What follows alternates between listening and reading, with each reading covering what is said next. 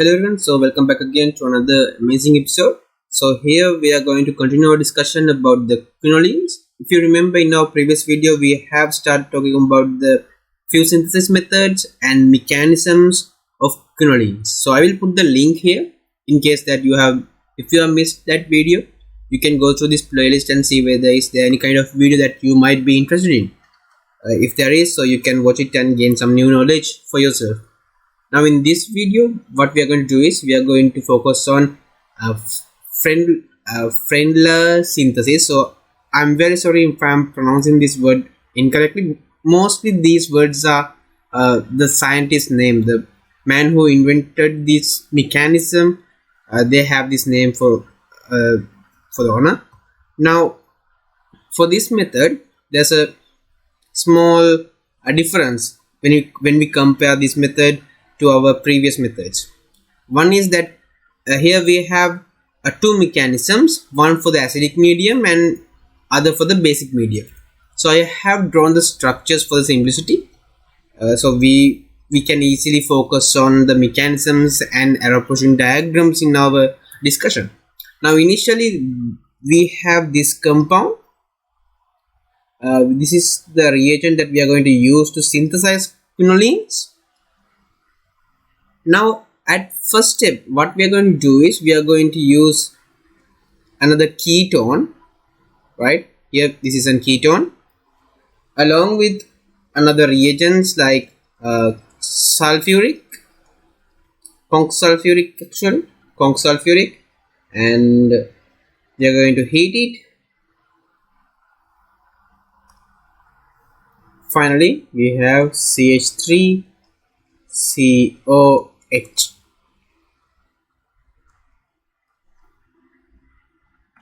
Now at this step, what happens is the formation of imine. So let me take another color. Let's take white color. So here what happens is the formation of an imine. I hope you're familiar with imines, right? So if you have watched this playlist from the beginning, or if you are common to this heterocyclic chemistry, I'm pretty much sure that you are familiar with imine formation, because when it comes to the heterocyclic chemistry and heterocyclic compounds, the imine formation is very common throughout. So we have discussed about this imine formation many times throughout our videos. So I'm not going to talk about this imine formation that much detailed wise in this particular discussion. In case you want the imine formation, right? If you want to remember this imine formation again, I'll put the link here for your knowledge, so you can watch the imine formation. It's a pretty much short video. I think it's around 2 to 5 minutes maybe, so you can watch it and quickly remember what happens inside this imine formation.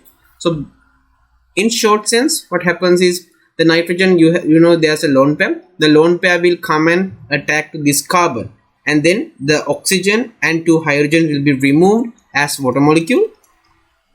Double bond will be found between this carbon and our nitrogen. That's the process what happens here. That's the process which lead to this particular compound.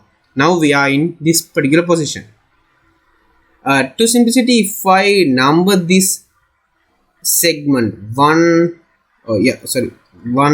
2, 3, 4, and here you can see this is 1, this is 2, this is 3 and 4.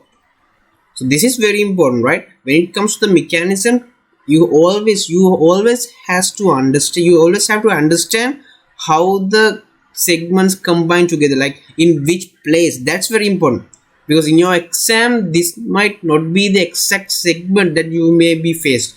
Like there may be several parts also, so you need to aware of the particular mechanism. You need to understand the mechanism, right? So as you can see, the nitrogen is attached to the carbonyl carbon.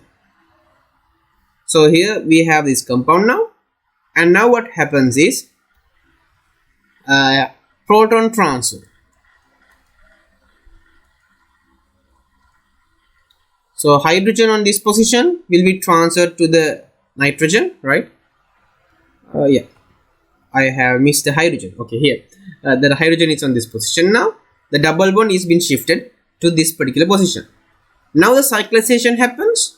Before the cyclization, let's protonate this oxygen. So you know we are doing this reaction in the acidic medium, so there are plenty of protons around our medium. So I will draw the protons like this.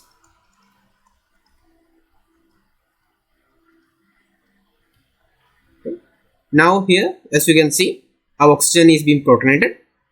Now what we can do is we can undergo the ring closure. So we have a lone pair on the nitrogen. The lone pair will come over here to form a double bond. Now when that happens, this double bond over here, this electron density will be pushed out. So it will go here and attack to this carbonyl carbon. When that happens, okay, this one comes over here, and the structure is like this. Nothing happens to this particular ring, only changes happens in our second ring.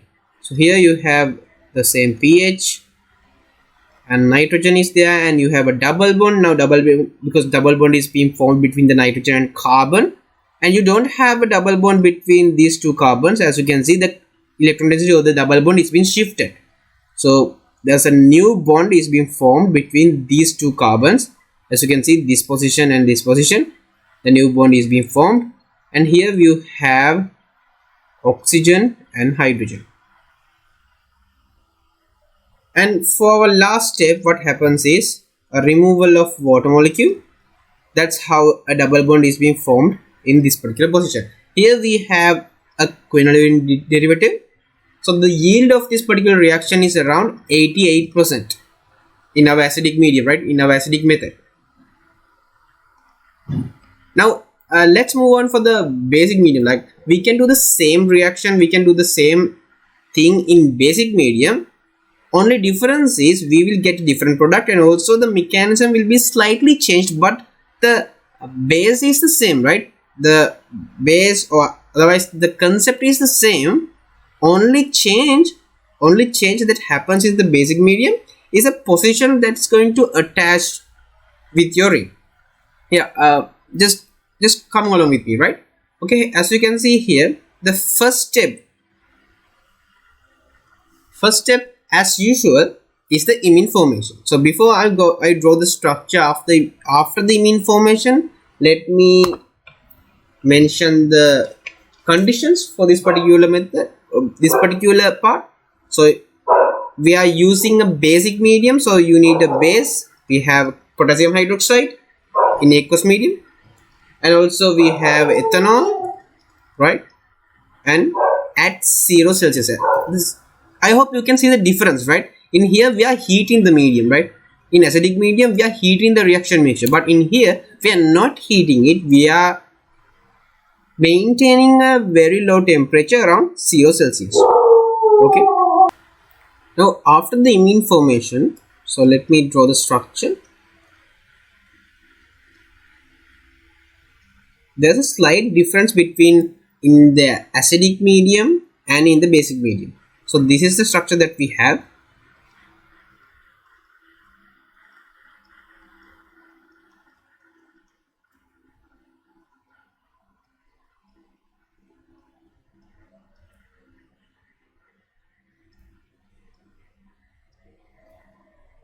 Okay, this is the structure we have. Now if I number this segment again, 1, 2, 3, 4. So here 1, 2, 3, 4. See the difference? Right here you can see the arrangement, right? The arrangement in this segment is different in both cases. That's what happens when you change the medium, right? That's what happens. That's the very important thing. That's what you need to understand. So that's how the two methods are differ, and that's how the final two products are going to differ. So based on this, again a proton transfer will happen. This comes here, and we have this compound. So we came to here through a proton transfer.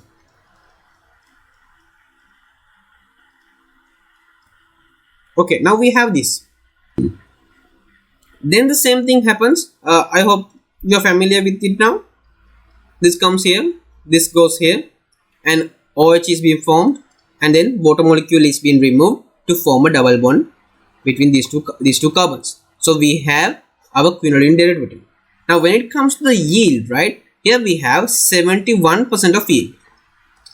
You can see, like, when we compare these yields with our other organic reactions, right, these yields like 88%, here we have 71%, mostly around 75%, right, mostly around 75%. So it's pretty much good. So that's why this particular mechanism, or otherwise this particular synthesis method, is very commonly used when it comes to quinolines. Only downside of this method is the initial reagent. So these reagents are not commonly found in our industry because we have to go with some another reactions to synthesize these reagents. So it's a little bit hard to find the reagents. Other than that, the reaction process and the final products are very much in good state.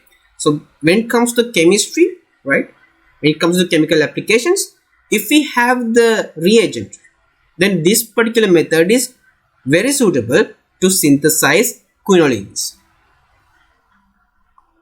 And another important thing is that you have two types of products, as you can see here, this product and this product. Both have different characteristics. So we call this regioisomeric product. Regioisomeric.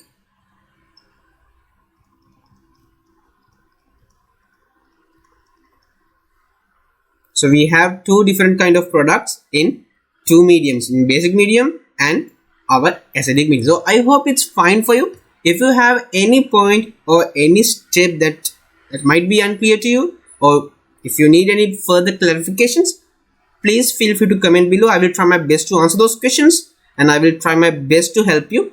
And if you don't have questions, then all the best for your exams, and keep in touch with our channel. We are uploading a very interesting videos, and the videos that pretty much really hard to find in YouTube. So it's pretty much wise to subscribe our channel and keep in touch. So all the best for your exams, and we will meet in our next video.